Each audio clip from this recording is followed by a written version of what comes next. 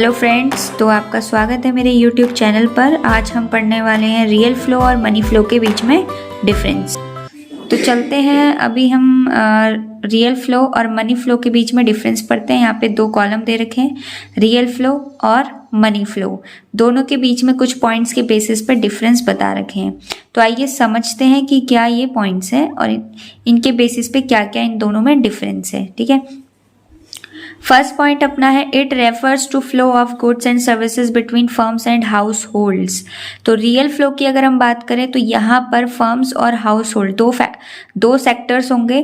ठीक है, house hold से फैक्टर ऑफ प्रोडक्शन फर्म के पास जाएगा और फर्म से गुड्स एंड सर्विसेज बनकर हाउस होल्ड के पास जाएगा। तो हम पहले पॉइंट में ये समझ रहे हैं कि रियल फ्लो में गुड्स एंड सर्विसेज का फ्लो होगा, यानी फर्म से हाउस होल्ड से फर्म। ठीक है, वहीं अगर हम मनी फ्लो की बात करें तो it refers to flow of money between firms and households. यानी मनी फ्लो में क्या होगा, फर्म्स एंड हाउस होल्ड के बीच में मनी का फ्लो होगा। हाउस होल्ड से मनी फर्म के पास, फर्म से मनी हाउस होल्ड के पास। ठीक है, नेक्स्ट आपका पॉइंट है कि it involves exchange of goods and services. वही जो हमने अभी ऊपर बात करी है कि रियल फ्लो में क्या होता है, गुड्स एंड सर्विसेज को एक्सचेंज किया जाता है। ठीक है, मनी फ्लो की अगर हम बात करें तो it involves exchange of money, यानी कि यहाँ पर मनी को एक्सचेंज किया जाता है।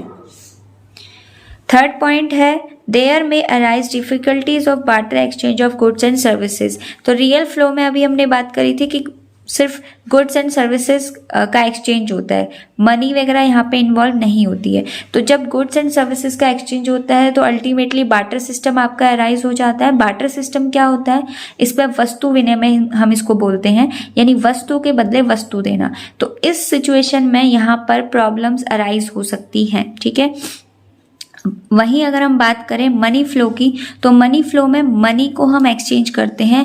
तो इस जगह पे मनी फ्लो में ऐसी सच डिफिकल्टीज को अराइज होने का कोई मौका नहीं मिलता। तो यहाँ पर डिफिकल्टीज को अराइज होने का बिल्कुल भी पॉसिबिलिटी नहीं है। ठीक है, लास्ट पॉइंट है आपका, it is also known as physical flow. यानी रियल फ्लो को हम क्या कहते हैं, फिजिकल फ्लो भी कहते हैं। क्यों, क्योंकि यहाँ पर फिजिकल गुड्स को एक्सचेंज किया जा रहा है। ठीक है, मनी फ्लो की बात करें तो it is also known as nominal flow. तो मनी फ्लो को हम क्या बोलेंगे, नॉमिनल फ्लो कहते हैं। ठीक है, तो ये तो था इन दोनों के बीच में डिफरेंस। ठीक है, रियल फ्लो और मनी फ्लो के बीच में।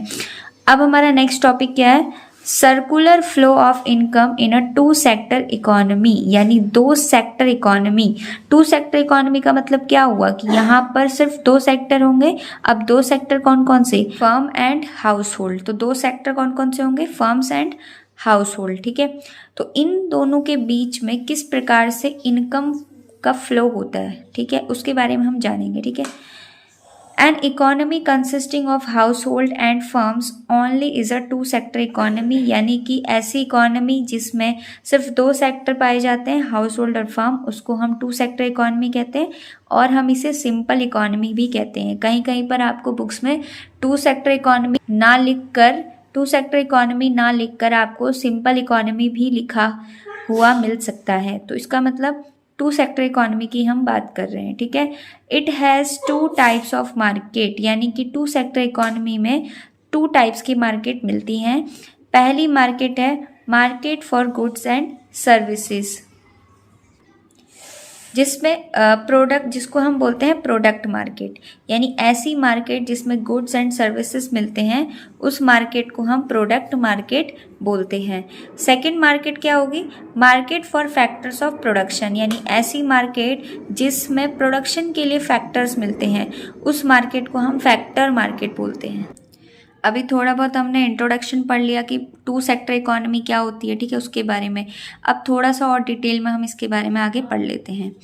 इन सिंपल इकोनॉमी, सिंपल इकोनॉमी मतलब टू सेक्टर इकोनॉमी की बात कर रहे हैं। Households use their factor income to purchase the goods and services which they help in producing, यानी हाउस होल्ड क्या करते हैं, अपनी फैक्टर इनकम को यूज करते हैं किस चीज के लिए, गुड्स एंड सर्विसेज को परचेज करने के लिए। फैक्टर इनकम उनको कहाँ से मिलती है, जब वो फैक्टर प्रोडक्शन देते हैं, मतलब फैक्टर ऑफ प्रोडक्शन देते हैं, ठीक है, यानी प्रोडक्शन के लिए जो फैक्टर देते हैं उस फैक्टर को देने के बदले उनको फर्म्स पेमेंट करती है जो उनकी फैक्टर इनकम कहलाती है, और उसी फैक्टर इनकम को वो इस्तेमाल करते हैं गुड्स एंड सर्विसेज को परचेज करने के लिए, ठीक है। तो यही सब कुछ इसमें चलता रहता है इस टू सेक्टर इकोनॉमी में। तो यानी हम बोल सकते हैं कि टू सेक्टर इकोनॉमी में अपना रियल फ्लो और मनी फ्लो दोनों एग्जिस्ट करता है। रियल फ्लो में क्या होता है, अभी हमने पढ़ा था कि exchange of goods and services. तो अब टू सेक्टर इकोनॉमी में आपका रियल फ्लो कैसे एग्जिस्ट करता है। फॉर एग्जाम्पल कंज्यूमर यानी हाउस होल्ड और फर्म, ठीक है। कंज्यूमर ने क्या करा, फैक्टर ऑफ प्रोडक्शन फर्म को दे दिया, फर्म ने क्या करा, उन फैक्टर ऑफ प्रोडक्शन का इस्तेमाल कर कर गुड्स एंड सर्विसेज बनाई, यानी फाइनल प्रोडक्ट बनाया। अब उस फाइनल प्रोडक्ट को उसने क्या कर दिया, कंज्यूमर को सेल कर दिया, यानी कंज्यूमर ने उन फैक्टर एंड सर्विसेज को कंज्यूम करा।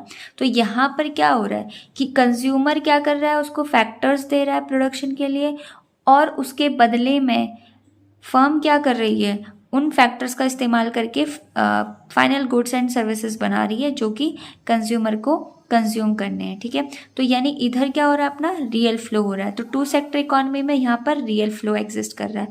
अगर हम बात करें मनी फ्लो की, तो मनी फ्लो भी यहाँ पर एग्जिस्ट करेगा। कैसे, फर्म ने क्या करा, फैक्टर ऑफ प्रोडक्शन दिया, उसके बदले फर्म्स ने हाउस होल्ड्स ने फैक्टर ऑफ प्रोडक्शन दिया फर्म को, फर्म ने उसके बदले क्या दिया, फैक्टर पेमेंट करी, ठीक है, फैक्टर पेमेंट कर दी, ठीक है, हाउस होल्ड्स को। तो वो जो फैक्टर पेमेंट फर्म ने करी थी, वो फैक्टर पेमेंट क्या होगी, वो फैक्टर पेमेंट हाउस होल्ड के लिए फैक्टर इनकम कहलाएगी। अब उस फैक्टर इनकम का इस्तेमाल कर कर हाउस होल्ड क्या करेगा, एक्सपेंडिचर करेगा, यानी खर्चा करेगा। तो यानी जहाँ पर जो फर्म है वो फैक्टर पेमेंट कर रहा था, वो हाउस होल्ड के लिए क्या हो गया, फैक्टर इनकम हो गया। अब उस फैक्टर इनकम का इस्तेमाल करेगा कंज्यूमर गुड्स एंड सर्विसेज को परचेज करने के लिए। तो यानी यहाँ पर वो एक्सपेंडिचर कर रहा है, तो जो वो खर्चा कर रहा है वो अल्टीमेटली प्रोड्यूसर के पास आ रहा है एज अ सेल्स की तरह, ठीक है। तो यानी इधर आपका मनी फ्लो भी एग्जिस्ट कर रहा है। तो टू सेक्टर इकोनॉमी में आपका रियल फ्लो और मनी फ्लो दोनों ही एग्जिस्ट करता है, ठीक है। इसी के बेसिस पे यहाँ पे कुछ ऑब्जर्वेशंस भी आई हैं, जैसे हमने अभी बात करा कि रियल फ्लो मनी फ्लो दोनों एग्जिस्ट करता है, तो उस रिलेटेड क्या ऑब्जर्वेशन है वो हम पढ़ लेते हैं एक बार, कि total production of goods and services by a firm is equal to total consumption of goods and services by the household, यानी जितना भी प्रोडक्शन किया जाता है गुड्स एंड सर्विसेज का एक फर्म के द्वारा, उतना ही कंजम्पशन हाउस होल्ड के द्वारा भी किया जाता है। तो यानी टोटल प्रोडक्शन और टोटल कंजम्पशन दोनों बराबर होंगे टू सेक्टर इकोनॉमी में। Second point is factor payment by the firm is equal two factor incomes of the household, यानी जितना भी फैक्टर वो इस्तेमाल कर रहा है, उस फैक्टर की पेमेंट कर रहा है, उतना ही फैक्टर इनकम हाउस होल्ड का होगा, ठीक है। तो यहाँ पर फैक्टर पेमेंट और फैक्टर इनकम दोनों आपका क्या हो गया, बराबर हो गया। फैक्टर पेमेंट हो गया फर्म के लिए, फैक्टर इनकम हो गया हाउस होल्ड्स के लिए, ठीक है। थर्ड पॉइंट है आपका consumption expenditure bye house holds, यानी जितना भी खर्चा कंज्यूमर अपने गुड्स को कंज्यूम करने में लगा रहा है, उतना ही इनकम किसके लिए होगा, फर्म के लिए होगा। मतलब फर्म के लिए वो क्या होगा, सेल्स रेवेन्यू होगा, यानी फर्म गुड्स को सेल कर रही है तो उसके बदले उसको इनकम मिल रही है, तो उसको सेल्स रेवेन्यू बोलेंगे। तो फर्म की जितनी सेल्स रेवेन्यू होगी उतनी ही हाउस होल्ड्स की कंजम्पशन एक्सपेंडिचर होगा। क्लियर। तो यहाँ पर भी थर्ड पॉइंट दोनों इक्वल हैं। फोर्थ पॉइंट है कि real flow in form of factor services and final goods and services is equal to money flow of income and expenditure of firms and households. इसका मतलब क्या है कि real flow in form of factor services and final goods and services, real flow में क्या होता है, factor services और फाइनल गुड्स का फ्लो होता है, ठीक है, is equal to money flow में क्या होता है कि जितना भी हमने क्या करा, फैक्टर इनकम और एक्सपेंडिचर, यानी इनकम किसके लिए हो जाएगी, फैक्टर इनकम की बात करें तो हाउस होल्ड के लिए हो जाएगी। उसके बाद अगर हम बात करें एक्सपेंडिचर, तो हाउस होल्ड एक्सपेंडिचर भी कर रहा है गुड्स को परचेज करने के लिए, तो यानी इनकम और एक्सपेंडिचर दोनों क्या होगा, वो मनी फ्लो में एग्जिस्ट करेगा। तो यानी जितना रियल फ्लो है उतना ही इक्वल मनी फ्लो भी होगा। तो इस तरीके से कुछ हमने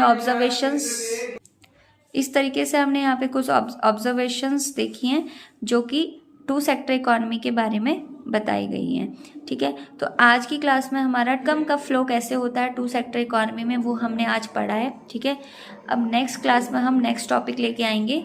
तो उसके लिए आपको अगर हमारी वीडियो अच्छी लगती है, इससे कुछ आपको मदद मिलती है समझने में, तो प्लीज़ चैनल को सब्सक्राइब करिए, लाइक करिए और अपने दोस्तों के साथ शेयर करिए। ठीक है, थैंक यू, बाय।